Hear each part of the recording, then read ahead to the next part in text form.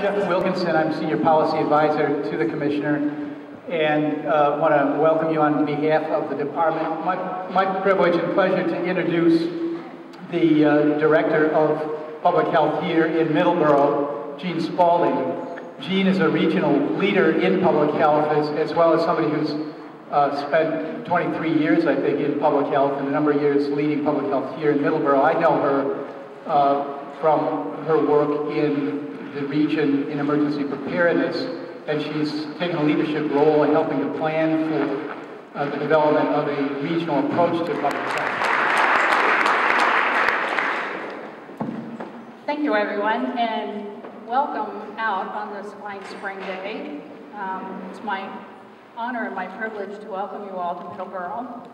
And this will be the 36th Regional Dialogue put on by the Health Commission. Priority areas that we're considering, and we'd like your feedback on those, whether these seem to be good priorities to focus on, if there are other priorities you think we should pay attention to, or if these are consistent with where you would pay appropriate attention.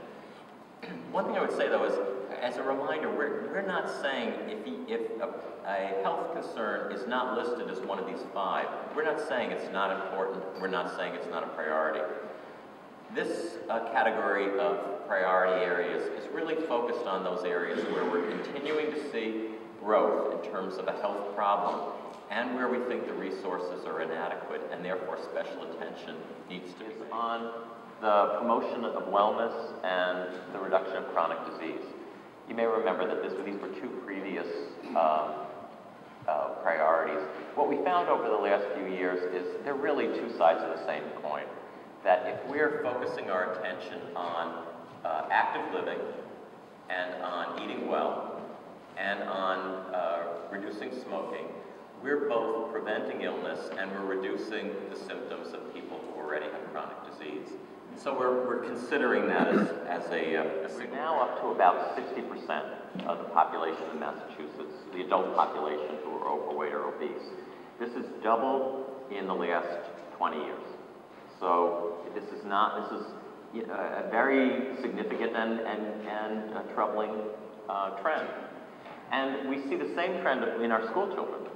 In the BMI surveys that I was mentioning earlier, we're seeing that about a third of school children in Massachusetts are overweight, a third. And we see that more or less at first grade and at high school. First grade's about 31%, and high school's about 35%. Pyramid that the director of the Centers for Disease Control uses. And it encourages us to continue to do things like individual counseling and education. But if we really want to promote a healthy environment for people, work on changing the conditions in people's lives.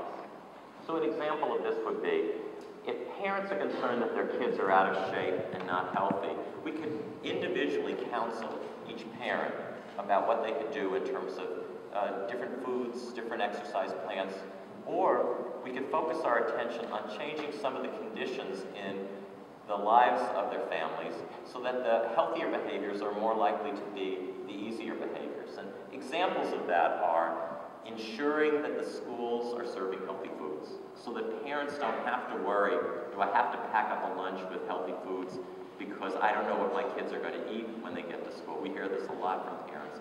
If parents can just know schools are going to serve both healthful foods and delicious foods their kids will eat, it reaches a broader segment of the population than the one-on-one counseling. So some of the things we'll do if we continue to make this a priority area is we'll do our best to continue to seek funds.